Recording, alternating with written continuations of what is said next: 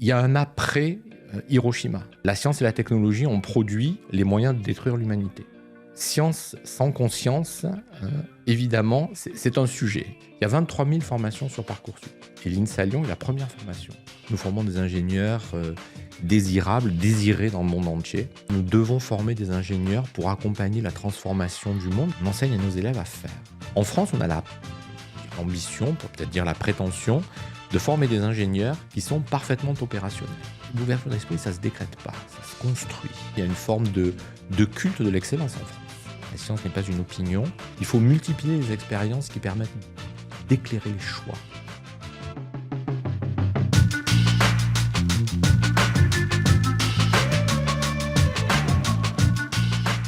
Alors aujourd'hui, j'ai l'honneur de recevoir Frédéric Fotiadu, le directeur de l'INSA Lyon. Frédéric, bonjour. Bonjour Philippine. On est ravis de vous recevoir dans 20 sur 20 aujourd'hui. Merci d'être parmi nous.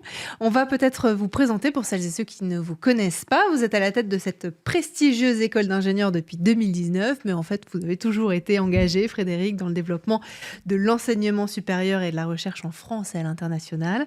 Sous votre direction, l'INSA Lyon continue d'ailleurs de se distinguer par son excellence académique, son innovation aussi en matière de recherche, de pédagogie, par son engagement à former non pas que les ingénieurs, mais aussi et surtout les citoyens de demain. Alors on va embarquer ensemble, si vous le voulez bien Frédéric, pour une discussion approfondie sur des sujets à fort enjeu pour la société française, tels que la diversité, l'inclusion, la transition numérique et pédagogique, ou encore l'ouverture sur le monde. Voilà, tout ceci et bien plus va faire l'objet de notre discussion dans 20 sur 20. C'est un plaisir encore de vous accueillir aujourd'hui et merci d'être parmi nous. On va commencer peut-être par une première question. Si vous voulez nous présenter votre parcours académique et professionnel avant de devenir du coup directeur de l'INSA Lyon. Et puis si l'enseignement supérieur, c'est quelque chose qui quelque part a toujours été au cœur de votre parcours, est-ce que ça vous a toujours plu ? Alors moi, je suis un pur produit de l'enseignement supérieur public par ailleurs. Je suis ingénieur de formation, donc effectivement, à l'origine, je ne me destinais pas forcément à l'enseignement supérieur et à la recherche, mais évidemment à l'industrie. D'accord. À l'industrie chimique. Je suis ingénieur chimiste de formation. Et puis très vite, la passion de la recherche m'a saisi. J'ai la chance de commencer mes études très jeune, et donc d'avoir quelque part beaucoup de temps devant moi avant de rejoindre le monde de l'entreprise. En tout cas, c'est comme ça que je le voyais. Et puis la recherche m'a très jeune, très tôt passionné, et j'ai fait une carrière d'enseignant-chercheur. J'ai eu cette opportunité qui m'a amené à enseigner en école d'ingénieur, finalement, dans l'école dont j'avais été diplômé, et qui était une école qui était déjà en grand mouvement. C'était le moment où l'enseignement supérieur, à la fin des années, on va dire les années 90, les formations se repensaient, et donc j'ai embarqué dans cette aventure, et cette aventure m'a conduit jusqu'à la direction de l'École centrale de Marseille. Mais moi, j'étais un enseignant-chercheur, j'allais dire, qui faisait effectivement... passionné par tous les aspects du métier, la transmission, l'élaboration de connaissances, les relations internationales qui vont avec.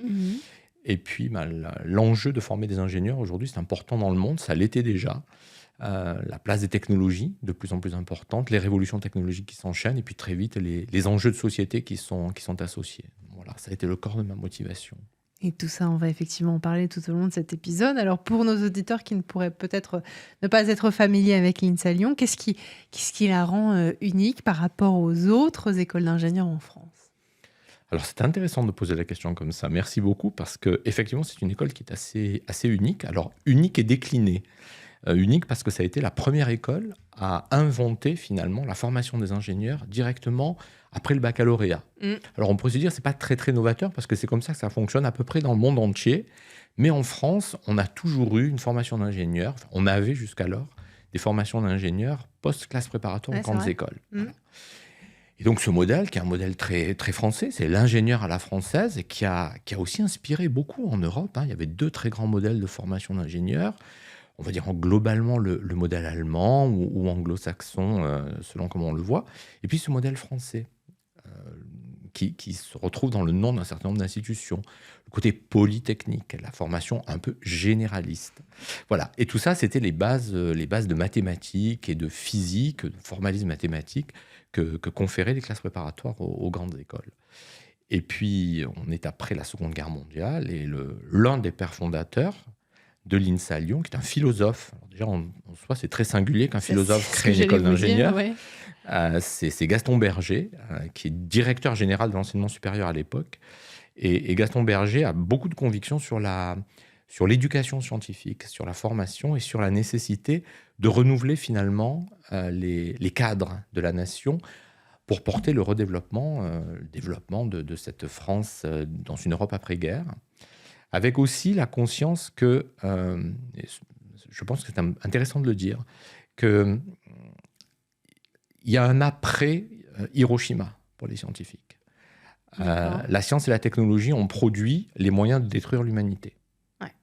Donc, science sans conscience, évidemment, c'est un sujet. Et donc, Gaston Berger est absolument persuadé qu'il faut former des ingénieurs qui soient d'abord formés en intégrant la recherche, ce qui à l'époque est assez novateur pour les écoles d'ingénieurs, parce que lui valorise énormément la dimension de recherche, en compréhension du monde, pas seulement par les sciences et par la technologie, donc avec ce qu'on appelle chez nous et qu'on appelle toujours les humanités, on dirait aujourd'hui les sciences humaines et sociales, et puis en considérant l'individu dans toute sa richesse, toute sa complexité, pas seulement comme un élève, ingénieur, apprenant.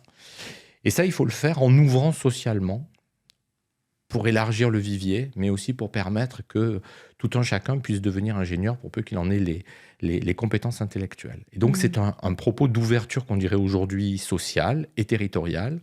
Et Gaston Berger invente une formation post-bac parce qu'il n'y a pas le filtre des lycées à classe préparatoire aux grandes écoles. Voilà. Et donc, l'INSA, en 1957, recrute déjà des jeunes filles, recrute, comme le dit Gaston Berger et son cofondateur, notre premier directeur, donc le recteur Capel, des fils d'ouvriers de petits paysans. Et pour pouvoir le faire, en fait, invente un modèle qu'il a aussi vu ailleurs, qui est une université, en tous les cas une école d'ingénieurs, capable d'héberger tous ces étudiants et de leur offrir tout l'environnement pour s'épanouir. Infrastructures sportives. Donc c'est ce qu'on appelle un petit peu un campus à l'américaine, voilà. Mais c'est ça, c'est ces campus très développés. C'était assez novateur à l'époque, voilà. Et l'INSA Lyon est le produit de cette histoire.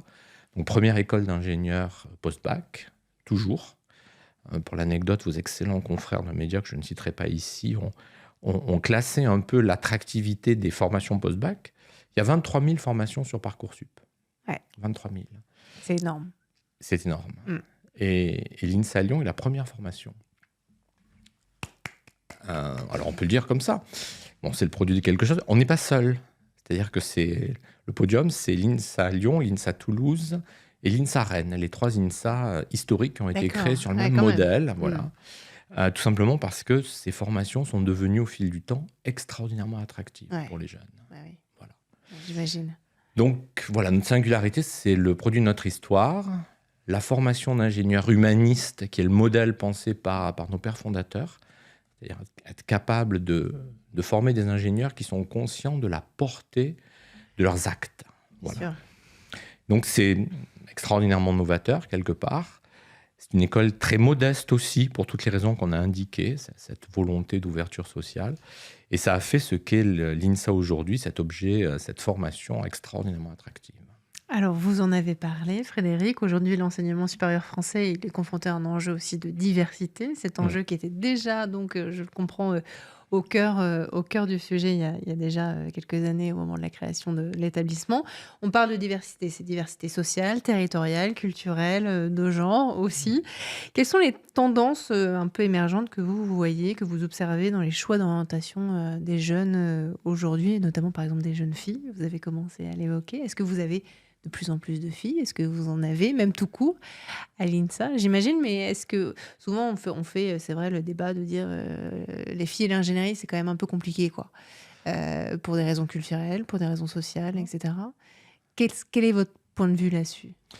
Alors, on va dire que le point de vue s'appuie sur une réalité, c'est que l'INSA Lyon a peu ou prou réussi une féminisation. On n'est pas complètement à la parité, mais pas loin. Je ne sais pas ce que seront les chiffres de cette année, mais l'année dernière, nous avons recruté 47% de jeunes femmes en cursus ingénieur.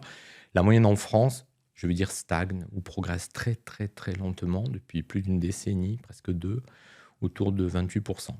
Donc on a un sujet. On a un vrai sujet. Les jeunes femmes ne sont pas destinées à ne pas faire d'ingénierie. On est vraiment, vous le dites très justement, ce sont des biais des biais sociaux, des biais de représentation, des freins, des rôles modèles, tout ce que l'on veut. Pour nous, c'est un sujet qui est majeur dans la société, réellement. Auquel vous êtes très attaché, parce qu'en préparant cette interview, vous me disiez que le monde de l'enseignement en France, il se heurte à une forme d'autocensure sociale et genrée. Mais très clairement, parce que alors, les tendances, qu'est-ce qu'on observe? Nouveau bac, donc on va dire évolution, nécessité de choisir, enfin on sort du cadre de ce qui était auparavant la terminale scientifique, la terminale S, Ouais. avec un package maths, physique.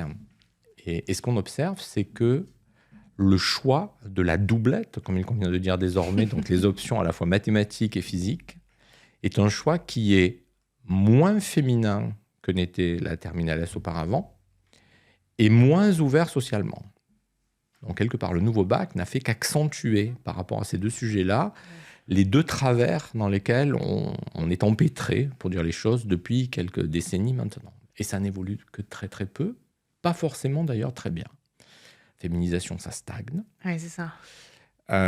Et puis l'ouverture sociale, même à l'INSA Lyon, et donc l'ensemble du groupe INSA s'est saisi du sujet, on observe une forme de, au fur et à mesure que l'attractivité se confirme, une forme d'érosion de l'ouverture sociale.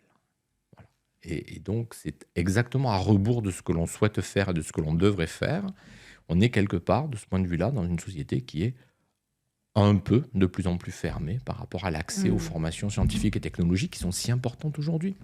C'est intéressant parce que ça pose aussi la question de l'orientation, évidemment. Pousser ces jeunes et les aider à faire des choix éclairés concernant l'orientation, leur parcours académique, professionnel. Quels critères, vous pensez, devaient être au cœur des choix d'orientation des bacheliers aujourd'hui, quand on choisit son école, son établissement d'enseignement supérieur, son université, ou même sa voie, le domaine dans lequel on veut travailler? Qu'est-ce que vous conseillez aujourd'hui aux jeunes qui viennent vous voir peut-être et qui se disent « Ah, j'envisage de venir à l'INSA Lyon, mais je ne suis pas sûre ». Alors, la question est extraordinairement pertinente. Elle ne se pose pas vraiment, vous l'avez compris, pour l'INSA Lyon. On est dans une situation extrêmement privilégiée d'être quelque part un peu leader sur notre marché, sur notre public. Mais elle se pose de façon très générale. On a besoin d'attirer davantage de jeunes filles, de jeunes issus de tous les milieux sociaux vers les formations scientifiques et technologiques. Et aujourd'hui, cette orientation est insuffisante. Alors, qu'est-ce qu'il faut leur dire? Je pense que lorsque la question se pose au niveau du bac, c'est un peu trop tard, si vous me permettez. Il faut qu'on s'intéresse au sujet bien avant. Et c'est donc le travail d'ailleurs qu'on a réalisé avec le groupe, mais c'est un sujet qui est aujourd'hui, qui préoccupe beaucoup d'établissements d'enseignement supérieur. Comment est-ce que l'on fait pour sortir de cette forme de fatalité où la reproduction sociale, si je reprends ce terme très bourdieussien, s'opère dès le collège. Alors certains disent dès la maternelle, mais enfin on va dire, regardez ce qui nous concerne un petit peu, collège, lycée. Lycée, c'est une évidence, mais souvent c'est même déterminé avant le lycée, par le choix de l'orientation dans le lycée, très souvent dès le collège. Et on a impérativement besoin de penser de nouveaux dispositifs, de penser de nouvelles intentions vis-à-vis de ces jeunes filles, de ces jeunes gens, à qui on doit aussi faire comprendre que finalement tous les champs, toutes les portes leur sont ouvertes potentiellement. On peut les accompagner pour ce faire. Et alors on va cacher qu'il faut quand même des capacités, des capacités à apprendre, des capacités de travail. Mais on a aussi terriblement besoin de faire connaître, d'accompagner et, j'allais dire, de rendre désirable, c'est une évidence, mais de montrer aussi l'intérêt à s'épanouir dans ces voies-là. Parce qu'on a terriblement besoin, en France, en Europe, dans le monde, de gens qui aient une formation scientifique et technologique. Aujourd'hui, on le voit, les grandes nations, alors bon, les États-Unis, vous savez que c'est en grande partie j'allais dire, le résultat aussi d'une forme d'immigration intellectuelle, des gens très brillants qui font leurs études, mais on le voit en Asie, dans tous les pays d'Asie, on a effectivement une orientation, une attractivité des filières scientifiques et technologiques qui se perd un peu, qui s'érode. En France, on a la chance quand même d'avoir cette représentation de l'excellence dans les très très bonnes écoles d'ingénieurs en particulier, qui nous sauve un peu, et les classes préparatoires jouent un rôle très positif à cet égard. Mais aujourd'hui, elles intimident aussi. Les meilleurs ingénieurs du monde, ils viennent d'où? Alors là, si on commence à rentrer dans les palmarès, ça va être compliqué. Selon vous, est-ce qu'en France, on forme des bons ingénieurs? Est-ce que... Alors, on forme d'excellents ingénieurs. Dire que ce sont les meilleurs dans l'absolu, ça va être compliqué. On pourrait se dire finalement que les meilleurs ingénieurs sont produits par les nations qui sont champions dans les sciences et les technologies. Ouais. Alors, on va avoir un peu de mal à dire que c'est la France. On va avoir un peu de mal à dire que c'est l'Europe. Sauf que quand on se promène à la Silicon Valley, on croise beaucoup d'ingénieurs, de scientifiques français. C'est ce que j'allais vous dire. 75 000 répertoriés C'est au énorme, quand consulat même. général de San Francisco, dans la Silicon Valley. Donc c'est énorme. Mais qu'est-ce que ça veut dire de cette fuite des talents quelque part? Est-ce que vous en avez peur? Est-ce que vous le craignez? Est-ce que c'est pas un peu triste pour la France? Alors, je pense que le sujet, c'est peut-être moins la fuite des talents. Alors, elle existe, c'est pas, on ne veut pas se le cacher, vous avez l'analyse est juste. On pose le sujet. Il y a l'extrême attractivité des secteurs les plus dynamiques. Aujourd'hui, j'ai cité la Silicon Valley, ça reste l'Eldorado Oui. de la technologie, du numérique. C'est aujourd'hui une évidence. Il y a des opportunités pour les start-upers, les innovateurs qui sont tout à fait remarquables. Donc ça donne envie, beaucoup plus qu'en France, effectivement, où on n'a pas cette Silicon Valley. Alors, Non, nulle pas part dans encore. le monde, quelque part. Ouais. On peut dire que ça, c'est quelque chose d'assez exclusif, d'ailleurs amusant, parce qu'aux USA, il y a beaucoup de vallées, un peu partout, qui essaient de mimer la Silicon Valley. Mais on est souvent à un ordre de grandeur, de capacité de financement des entreprises. Mais nous formons, alors pour répondre quand même, nous formons d'excellents ingénieurs. Nous formons des ingénieurs désirables, désirés dans le monde entier, extrêmement recherchés. Et je dirais que dans le monde d'aujourd'hui, le fait que en France, nous n'ayons pas, si j'étais taquin, je ne dirais pas encore, abdiqué totalement les ambitions de formation au formalisme mathématique, au raisonnement, à la rigueur. Ouais. Tous ces éléments font que nous formons des ingénieurs qui ont un socle scientifique absolument remarquable, extrêmement solides, ils sont extrêmement méthodiques. Peut-être ne sont-ils pas assez audacieux, peut-être ne sont-ils pas tout à fait assez créatifs. Donc il y a des sujets sur lesquels on peut encore progresser. Ils sont très créatifs souvent, mais pas forcément, d'ailleurs, je corrige ce que je disais, ils sont très créatifs, ils ne sont pas souvent suffisamment créateurs. Créateurs d'objets, créateurs d'entreprises. Donc ce passage à la concrétisation, voilà, qui est très fort, très très fort pour les Américains, par exemple, beaucoup plus anglo-saxons. Ça fait la différence, c'est sûr. Voilà. Après, beaucoup de nations forment d'excellents ingénieurs. Aujourd'hui, on peut s'interroger, nous travaillons beaucoup, nous discutons avec des partenaires dans le monde entier. On peut constater que le modèle français est un modèle attractif. Mais il y a d'autres dimensions. Il y a le socle. Aujourd'hui, on peut se poser la question de ce pourquoi nous formons des ingénieurs. Voilà. Et ça, c'est un autre sujet sur lequel nous réfléchissons, nous travaillons beaucoup. Eh ben, je vais vous lancer dessus, si ça vous va. Ça vous dérange pas? Parce que pour justement évoquer ce sujet, notre monde, on le sait, voit depuis quand même des années une sorte de bascule, et est lui-même d'ailleurs bousculé par des nouvelles technologies, leurs dangers, leurs dérives parfois aussi. On peut citer l'intelligence artificielle et d'autres. La société, elle aussi, elle est en pleine mutation. La génération qui entre aujourd'hui à l'INSA, en cette rentrée 2024, elle ne ressemble en rien à celle de ses parents ou de ses grands-parents. La question de la parole scientifique aussi, elle est de plus en plus remise en cause. Il convient maintenant de former et d'éclairer les élèves et les décideurs, quels qu'ils soient, à une meilleure appréhension des enjeux scientifiques. C'est ça votre mission aujourd'hui? Alors, je vous rejoins totalement. Et j'allais dire, fort heureusement, les nouvelles générations qui arrivent ne ressemblent pas aux précédentes. Je dirais, fort heureusement, nos enseignements non plus. Vous connaissez l'adage de John Dewey, le philosophe américain, qui disait que si nous enseignons aux nouvelles générations ce que nous enseignions à leurs parents, nous les privons d'avenir. Et ça, c'est une conviction qui est très profonde. Nous devons effectivement répondre aux enjeux du temps. Et alors pour l'INSA, les enjeux du temps, je pense qu'on n'est pas de ce point de vue-là les seuls à les avoir identifiés. Ce sont les enjeux qu'on appelle, on va dire, socio-écologiques, c'est-à-dire les enjeux à la fois liés au réchauffement climatique et plus largement au dépassement des limites planétaires, et toutes les conséquences que ça peut avoir en termes d'organisation sociale. Bien sûr. Donc c'est quelque chose qui, pour nous, est une ligne directrice extrêmement forte, une conviction extrêmement profonde que nous devons former des ingénieurs pour accompagner la transformation du monde, la transformation nécessaire du monde face à ces enjeux-là, parce que ce sont des enjeux vitaux, absolument vitaux au sens premier du terme pour l'humanité. Pas juste des enjeux prioritaires au sens d'une compétition économique. Oui. Ce sont des enjeux existentiels pour l'humanité. Et ça fait écho à ce pourquoi, ou au contexte intellectuel dans lequel l'INSA a été créé. Donc nous sommes très attachés à apporter des réponses, nos réponses, alors pas tout seul, mais des réponses qu'on espère les plus pertinentes, les plus satisfaisantes possibles à ces enjeux-là, c'est-à-dire comment est-ce que l'on forme des ingénieurs qui vont accompagner la transformation des sociétés, la transformation des organisations, la transformation des entreprises, parce que beaucoup se fait au sein des entreprises.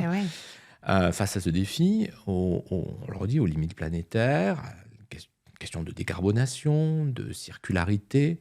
On le voit de numérique au sens responsable du terme, parce que le numérique est partout. L'intelligence artificielle a fait une irruption absolument violente dans tous les milieux, dans toutes les conversations, avec les grands modèles de langage.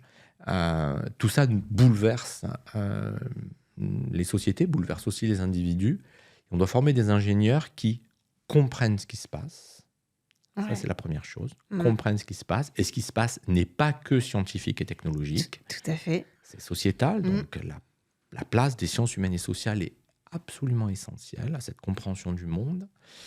Et construisent effectivement des savoirs, des savoir-faire qui leur permettent d'agir pour améliorer cette trajectoire, sortir de l'ère dans laquelle nous sommes d'industrie extractive, peu préoccupée de son impact sur les écosystèmes, pour aller vers des solutions et des organisations qui y répondent mieux. C'est vrai que les préoccupations de cette génération sont radicalement différentes des générations précédentes parce que de fait, elles ne vivent absolument pas la même chose et que son histoire n'est pas la même. Et j'imagine que ça signifie du coup aussi un changement à la fois dans, vous l'avez expliqué de manière très juste, les valeurs qui sont transmises aux élèves et puis ce qu'on leur apprend concrètement, mais la manière aussi d'enseigner, j'imagine. Est-ce que à quoi doit ressembler aujourd'hui, demain, l'enseignement supérieur compte tenu de tout ce que vous nous dites?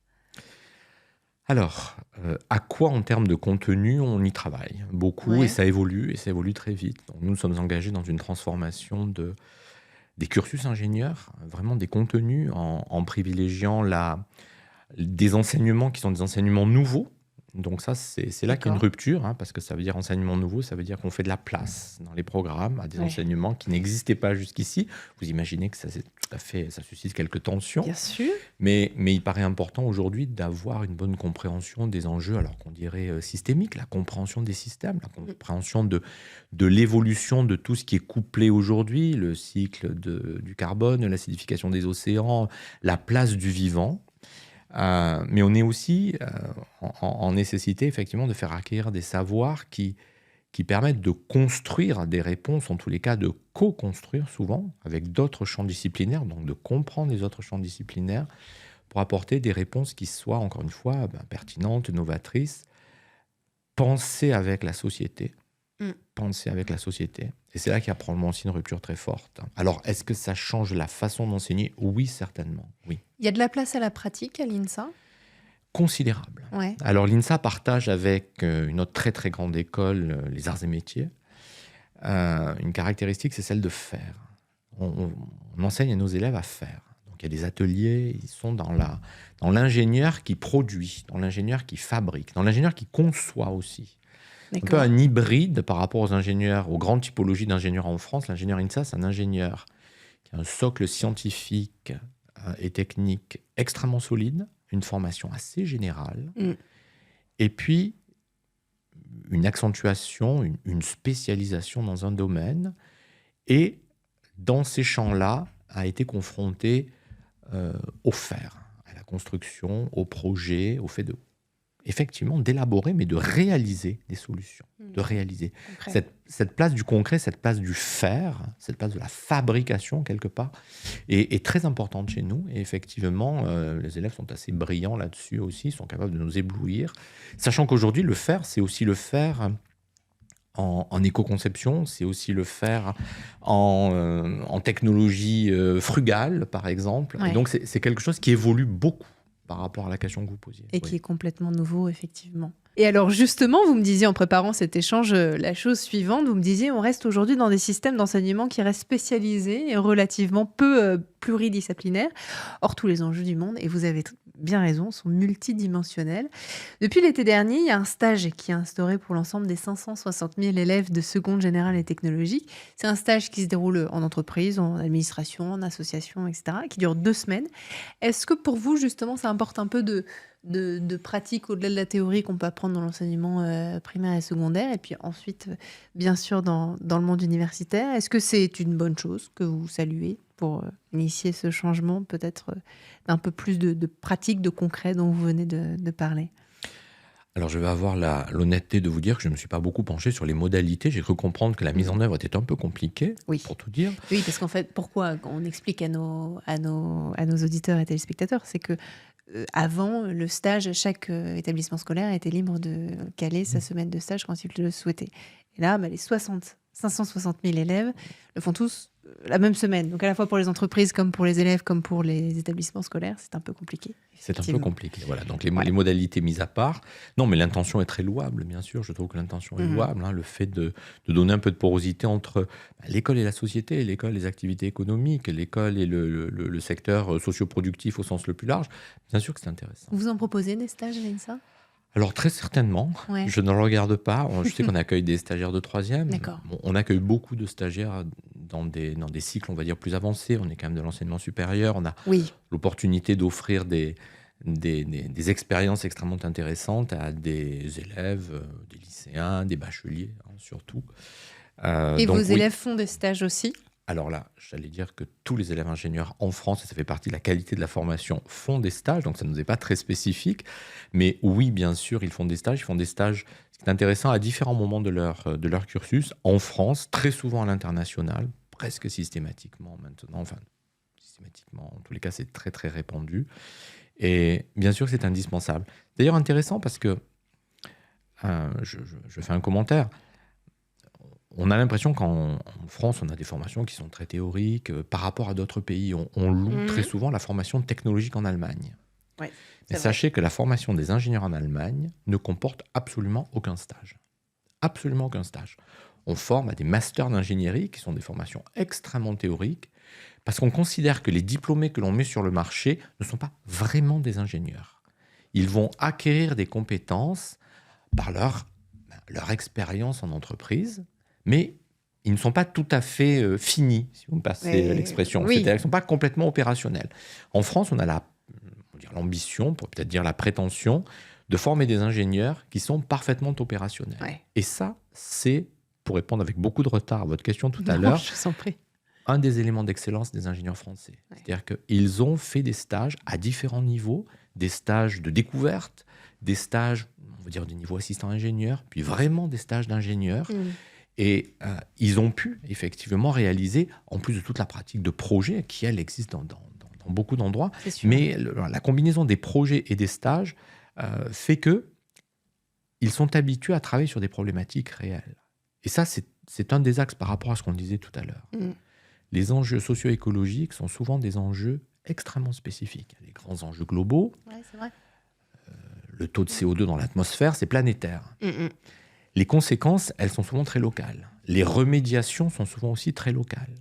Donc, ce sur quoi nous travaillons, par exemple, dans le cadre de l'université européenne dont nous sommes membres, avec l'ensemble du groupe INSA, ici à IU, c'est travailler sur des projets avec les collectivités territoriales, les décideurs de territoire, sur des problématiques complexes, des problématiques auxquelles il n'y a pas de solution immédiate, qui ne sont pas forcément que des problèmes techniques. Ça peut être des problèmes d'usage de la technique, de mise en œuvre de solutions. Et ça, eh bien, ça nécessite une certaine modestie, une grande ouverture d'esprit, parce qu'il faut travailler avec des experts d'autres champs disciplinaires, et une capacité d'immersion dans dans le réel. Dans le réel, c'est ça. Et la vraie vie, c'est toujours la vraie vie de quelqu'un. C'est-à-dire, c'est le quotidien de quelqu'un. C'est pas jamais une vraie vie théorique. La vôtre n'est pas la même que la mienne. Et... Exactement. Et donc, ça demande de l'ouverture, ça demande... Oui. Ça demande aussi d'avoir des esprits, pour nos pasteurs, des esprits préparés. Les esprits préparés, l'ouverture d'esprit, ça ne se décrète pas, ça se construit. Et donc, ça se construit, chez nous par exemple, avec la place des des sciences humaines et sociales, hein, ce qu'on appelle les humanités, de l'ouverture à l'international. La question de l'altérité, je crois que c'est important dans le monde dans lequel nous sommes. Hein, la compréhension de l'autre dans toute sa complexité, dans toute sa diversité culturelle, dans sa vision du monde. Eh bien, ça, c'est quelque chose qui est absolument indispensable aujourd'hui dans la formation et que les ingénieurs français, dont les ingénieurs français bénéficient. L'ouverture internationale, quand on explique à nos partenaires internationaux que 100% des ingénieurs, et là je ne parle pas de l'INSA, je parle de tous les ingénieurs français, 100% des ingénieurs ont effectué des mobilités internationales, c'est stupéfiant. On considère aujourd'hui que cette ouverture au monde, elle est indispensable. Ça veut dire quoi aujourd'hui, Frédéric, l'excellence dans le monde de l'enseignement supérieur? Je sais que c'est un sujet qui vous... Oui. Je ne sais pas comment dire ça, qui vous tient à cœur, qui vous tiraille, sur lequel vous prenez en tout cas régulièrement la parole, mais qui me tient à cœur, vous avez raison. D'abord parce que le système français est un système qui est tiré et dans le même temps qui est poussé vers l'excellence. Alors, il y a un côté très positif, c'est qu'il y a une aspiration à être... à s'inspirer des meilleures formations. Il y a une forme de culte de l'excellence en France. Ouais, c'est vrai. On peut dire ça, une forme même, avec le travers qu'on peut en avoir, d'élitisme. Oui. Et c'est pas en tant que directeur de l'INSA Lyon que je vais critiquer cette aspiration à l'excellence, parce que nous en sommes aussi l'un des produits. Aujourd'hui, on est sur le podium en termes de moyenne des bacheliers. Nous recrutons des gens qui sont évidemment parmi les plus brillants de leur génération, en tous les cas parmi celles et ceux qui ont candidaté dans le domaine des sciences et encore une fois de la technologie. Voilà. Mais en tous les cas, cette excellence a des aspects extrêmement positifs. C'est un élément de motivation. Elle a des aspects aussi extrêmement négatifs, on l'a dit, d'exclusion, de sentiment de ne pas pouvoir en être, d'assignation sociale. Mais en France, l'excellence, elle est très stéréotypée. Voilà. Moi, le sujet... C'est votre point. Ouais. L'excellence est très stéréotypée. C'est-à-dire qu'on considère aujourd'hui, et on continue de le considérer, que l'excellence, c'est le fait de quelques très grandes écoles historiques parisiennes, et c'est vrai dans tous les domaines, ou de quelques grandes institutions. On a cette vision aussi qu'il y a une voie, une modalité, ou en tous les cas quelques-unes et très peu, qui permet d'accéder à l'excellence. Et ça, c'est très intimidant. Et c'est ça le problème. C'est pas que ces formations ne soient pas excellentes, elles le sont réellement. Mais il y a différentes façons de l'atteindre, il y a différentes façons de l'être. Alors, si on reprend sur ce qu'est l'INSA, aujourd'hui, on considère qu'une formation d'ingénieur post-bac n'est pas une formation d'excellence. Quand vous regardez les grands classements des écoles d'ingénieurs, eh bien, le fait que nous soyons une formation post-bac, nous ne faisons pas partie de ce cercle qui est constitué d'écoles qui ont 2 siècles à peu près. Et donc, il y a une forme d'excellence sur plusieurs siècles, sur le long terme, et qui est absolument incontestable. Mais ce n'est pas la seule façon d'exister. Et tout ça a une tendance un peu à scléroser l'enseignement supérieur, de mon point de vue, à scléroser un peu aussi, surtout, les représentations et donc l'orientation des élèves. Parce que vous parliez aussi du coup des études. Et est-ce que, quand on a préparé cette interview, vous me disiez, est-ce qu'aujourd'hui l'excellence c'est forcément des études qui coûtent très cher? Est-ce qu'il y a tous ces stéréotypes-là, du coup, quand on est jeune et qu'on choisit son orientation, qui, je pense, viennent dans leur imaginaire? Bien sûr, on a l'impression... L'INSA est une école publique, quasiment gratuite. Hein. Les boursiers sont évidemment exonérés. Et celles et ceux qui paient, on parle des étudiants français ou européens, c'est 601 €. C'est une quasi-gratuité. On peut le dire. Je sais que l'UNEF ne serait pas d'accord, mais c'est une quasi-gratuité. Et la plupart des meilleures écoles en France sont gratuites. On pourrait même dire que l'école polytechnique a des droits d'inscription négatifs, puisque les élèves polytechniciens, comme les normaliens d'ailleurs, sont payés. Voilà. Donc, mais pour autant, et c'est intéressant de l'observer, pour autant, ce ne sont pas du tout des formations les plus ouvertes socialement. Non. Donc il faut décorréler l'ouverture sociale et le coût des études. Vraiment, il faut les décorréler. Mais le sujet, c'est la façon dont on se représente l'excellence et les voies obligatoires pour l'atteindre. Je pense que c'est surtout ça le sujet. On doit avoir une vision un petit peu plus pluraliste, plus ouverte. Et d'ailleurs, Aujourd'hui, il est intéressant de constater qu'une partie, on parlait de la fuite des cerveaux, une partie des élites, y compris des élites sociales et économiques en France, s'adresse à d'autres systèmes d'enseignement supérieur. On a aussi, d'ailleurs, un très bel établissement européen, l'École polytechnique fédérale de Lausanne, vient de limiter par un quota le nombre d'étudiants français susceptibles d'être admis, tout simplement parce qu'ils sont submergés de demandes, de très bons étudiants, en général issus de catégories socio-professionnelles, de PCS, comme on dit maintenant, supérieures et au-delà, qui s'intéressent à ces autres systèmes éducatifs qui contournent un peu les systèmes français ou qui offrent autre chose, moins stéréotypé. Tout ceci est passionnant. Alors justement, en parlant de meilleurs ingénieurs, est-ce que vous avez un rôle modèle? C'est une question, c'est vrai, que j'aime bien poser dans ce podcast. Vivant ou mort, dans ce domaine de l'ingénierie, des sciences, de la technique, est-ce qu'il y a quelqu'un qui vous inspire ou qui vous inspirait quand vous étiez petit, peut-être, et qui vous a drivé, mené vers ce que vous faites aujourd'hui? Alors, c'est une très bonne question. C'est une question passionnante et à la fois excessivement difficile parce qu'elle amène au choix. Il faut choisir un ou quelques. Je pense d'abord que la question est très, très intéressante parce que c'est pas très français finalement, paradoxalement, de mettre en avant des personnalités. Je pense que c'est quelque chose qui est beaucoup plus présent dans l'enseignement anglo-saxon, où on a une forme de culte. On présente justement des personnalités qui sont inspirantes, voilà, ce côté rôle modèle, comme vous dites très justement. Moi, j'ai été, très jeune, j'étais passionné par les biographies de scientifiques. Voilà, c'est quelque chose... Voilà. Qu'est-ce que vous aimiez dans ces biographies? Ces parcours fascinants et puis la transformation qu'il y avait derrière. Je me souviens d'avoir lu très jeune une biographie de Louis Pasteur. Louis Pasteur, donc provincial, strasbourgeois, qui arrive à Paris à l'école normale supérieure et qui fait des expériences, qui reproduit une expérience célèbre pour produire du phosphore à partir d'os, effectivement, d'eau d'animaux. C'est pas un TP, c'est pas un projet, il a envie de le faire, il le fait dans un laboratoire, donc cette envie de faire existe. Mais moi j'étais très inspiré, je continue de l'être, par des gens qui ne sont pas forcément des scientifiques dans mon champ disciplinaire. Alors il y a beaucoup eu de scientifiques qui m'ont inspiré, dont je suis très très admiratif, quelqu'un comme en France Jean-Marie Laine, prix Nobel de chimie, qui est quelqu'un qui, je pense, a une puissance intellectuelle, une capacité d'innovation qui continue de m'impressionner beaucoup. C'est pas le seul. Mais moi, je suis très impressionné par des penseurs issus d'autres disciplines, des sciences humaines et sociales en particulier. Edgar Morin, qui est un monsieur très avancé en âge, mais dont je suis toujours fasciné par la pertinence des propos. Dans le monde actuel très agité, il a des choses très intéressantes à dire. Et je pense que c'est aussi une façon de répondre à la question. Moi, pourquoi je me sens si aligné avec les valeurs de l'INSA, c'est que je crois qu'on peut avoir des admirations qui sont des admirations dans des champs très différents qui vous nourrissent, des penseurs qui vous nourrissent dans des domaines qui n'ont rien à voir avec nos domaines d'expertise. Je ne suis pas du tout sociologue, je ne suis pas du tout philosophe.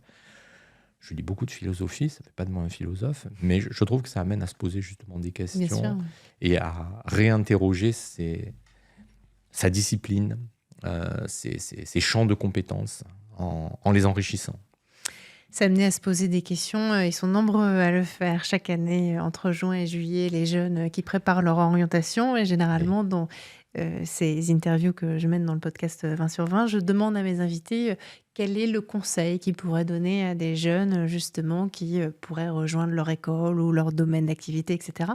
Là, je voudrais vous retourner la question. C'est quoi le meilleur conseil que vous avez jamais reçu?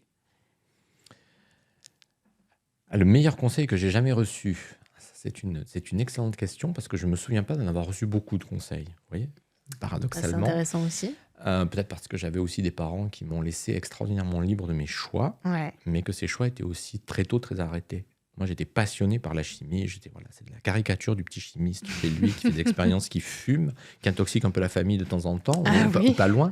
Mais on rejoint le faire, on rejoint l'expérimental. Vous savez, il y a eu la main à la pâte à une époque, l'importance du faire pour apprendre, pour se motiver. Je pense que c'est d'ailleurs peut-être ça qui manque beaucoup, c'est le fait d'avoir été confronté à l'expérimentation par soi-même pour savoir si ça nous intéresse ou pas. Ouais. D'où l'intérêt des Ouais, stages. ouais. Je trouvais que votre question Ah, est c'est très vrai. pertinente parce qu'il faut multiplier les expériences qui permettent d'éclairer les choix.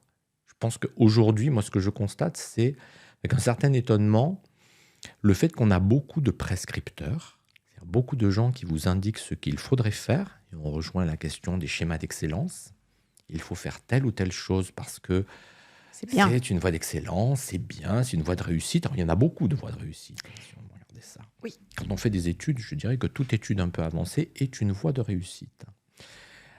Quel que soit le domaine, même si je plaide aussi pour que les sciences et la technologie soient prises en compte. Mais probablement, le meilleur conseil, ça a été la capacité à me laisser explorer par moi-même. Je ne vais pas vous raconter le détail de ma vie, mais moi, j'ai fait à la fois débuter des études scientifiques, mais je n'ai pas voulu renoncer aux lettres. Donc, j'ai fait un DUC de lettres modernes, que je n'ai pas complètement fini, en parallèle, parce que j'avais envie de garder la possibilité de goûter à tout, ouais. de goûter à tout, de ne pas sacrifier. Et ça, c'est aussi quelque chose que je trouve très intéressant dans notre grande et belle maison, c'est qu'on peut continuer de faire de la littérature, des arts, la pratique des arts. Être agile la quelque musique. part dans son éducation et dans ses apprentissages. Être un individu dans toute sa richesse. Ouais, c'est ça. On n'est pas réduit à des cerveaux. Chez nous, on n'a pas que des élèves ingénieurs, on a aussi des artistes, on a aussi des sportifs. Actuellement, on est en plein Jeux olympiques et paralympiques, on a des sportifs de haut niveau. On a d'ailleurs un INSA Toulouse qui s'est illustré en paranatation encore tout récemment, un champion. Donc, on a des champions, on a des artistes absolument éblouissants, on a des gens qui développent d'autres aspects. Et je pense que dans le monde d'aujourd'hui, notre conviction, c'est que c'est aussi de ça dont on a besoin. On a besoin de modèles éducatifs. Chez nous, c'est l'ingénieur humaniste, mais de modèles éducatifs qui prennent en compte les jeunes qui, vous le disiez, sont très différents de leurs parents, qui ont des attentes très fortes, très contradictoires parfois, dans toute leur richesse, et qu'on leur permette de s'exprimer, qu'on leur permette d'expérimenter, qu'on leur permette de se développer, mais dans tous les domaines possibles. C'est quoi votre endroit préféré sur le campus de l'INSA Lyon ? Et pourquoi ? Ce sera mon avant-dernière question, Frédéric. Mon endroit préféré. Alors, il y a un lieu qui est assez formidable, qui est ce qu'on appelle la coulée verte. Ok. Qu'est-ce que c'est ? Alors, la coulée verte, c'est une création, plus que même une recréation récente. L'INSA, c'est un campus des années 60, on va dire très canonique, créé par un grand architecte, Jacques Perrin-Fayolle, architecte lyonnais très discret, mais qui a construit énormément de campus, qui est un architecte assez novateur. Mais c'est un campus des années 60. Avec une grande place pour la circulation, la voiture et les parkings. Bon. Mes prédécesseurs, je le dis d'autant plus volontiers que je ne suis pas à l'origine de ça, ont très tôt pensé, dans la rénovation de ce campus qui a été très importante, qu'il était important de restituer une vraie place à la nature, aux vivants. Et donc, on recrée des espaces verts, des espaces boisés, des espaces qui sont aussi des espaces de biodiversité. Et aujourd'hui, on a un campus qui est extraordinairement vivant, extraordinairement agréable, une espèce de parc urbain sur lequel on va encore beaucoup travailler. Il y a toute une promenade qui porte un très joli nom de quelqu'un qui n'est pas assez connu, promenade Jeanne Barré, qu'on baptisera, ce que je vous dis, c'est un petit peu un délit d'initié, ce sera une inauguration qui viendra dans l'année. Jeanne Barré, c'est le nom d'une femme qui était une femme au XVIIIe siècle. C'est la première femme à avoir fait le tour du monde. Et elle avait embarqué de façon anonyme, travestie en homme, dans le tour du monde de Bougainville. Et en fait, elle a réalisé la plupart des croquis botaniques. C'est fou, cette histoire. Voilà. Et elle a été reconnue de son vivant, parce que souvent, ce sont des histoires qui finissent dramatiquement. C'est vrai, ouais. Et en fait, elle a été reconnue de son vivant parce qu'elle a été pensionnée par Louis XV. Et donc, Jeanne Barré, c'est une exploratrice. C'est une exploratrice du vivant. Donc, cette promenade qui traverse le campus, ça nous plaît beaucoup. Et donc, c'est cette personnalité qui est peu connue, mais sur laquelle on trouve que c'est un très beau rôle modèle. On en parlait tout à l'heure. Voilà. Génial. Bon, merci en tout cas pour ce lieu que vous appréciez particulièrement sur le campus. Et puis, on arrive à la fin de notre interview et ce sera ma dernière question. Selon vous, qui devrait être le prochain invité à vous succéder, Frédéric, dans ce podcast 20 sur 20 ? Quelle Ah, idée! vous avez 4 Je heures. n'ai pas préparé la Eh question. oui, je vous prends Je de n'ai pas court. préparé la question. Ça Alors, peut être un ministre, un ancien ministre, ça peut être donc politique ou pas, un directeur d'école, un élève, quelqu'un qui a un point de vue en tout cas sur l'orientation, l'enseignement supérieur, les sujets qu'on porte dans ce podcast, quelqu'un qui vous inspire ou quelqu'un plutôt réac. Voilà, on accueille tout le monde ici. non, moi, il y a quelqu'un que j'apprécie énormément dans le rôle qu'il joue aujourd'hui sur euh, la valorisation du savoir et de la démarche scientifique. Mais la réponse n'est pas très originale parce que c'est quelqu'un de terriblement médiatique que vous connaissez bien sûr, qui est Étienne Klein. Bien sûr. Parce qu'Étienne Klein porte avec beaucoup de courage, parce qu'il est parfois un peu critiqué, mais en même temps, il fascine tellement son auditoire qu'il est aussi très souvent sollicité, mais qui est quelqu'un qui a un discours vrai sur la juste place des savoirs. La science n'est pas une opinion, mais une fois qu'on a dit ça, je pense qu'on questionne beaucoup de ce qu'est notre société contemporaine par rapport à ces sujets-là. Qui est autorisé à parler? Alors tout le monde s'autorise à parler, mais qui devrait faire autorité? Qui doit-on écouter? Pourquoi? En quoi les vérités scientifiques sont-elles distinctes des opinions? Et en quoi la science est capable de penser des choses comme le temps, comme le vide, puisque ce sont des sujets aussi qu'Étienne Klein a abordés. Et je pense que c'est un phare aujourd'hui, c'est un vrai scientifique, et c'est aussi un génial vulgarisateur. Et je pense qu'il a une vision sur la place des savoirs de façon générale, puisque lui, ses savoirs débordent aussi largement son socle de physicien. Et donc, je trouve que c'est une personnalité assez inspirante qu'on avait d'ailleurs invité pour réinaugurer notre grand amphithéâtre. C'est vrai. Ben voilà, l'invitation est lancée. Étienne Klein, on serait ravis de vous recevoir. En tout cas, d'ici là, merci à vous, Frédéric, d'avoir été parmi nous aujourd'hui. Ça a été un vrai bonheur d'échanger avec vous. Merci beaucoup. Partagez. Merci, au revoir Philippine.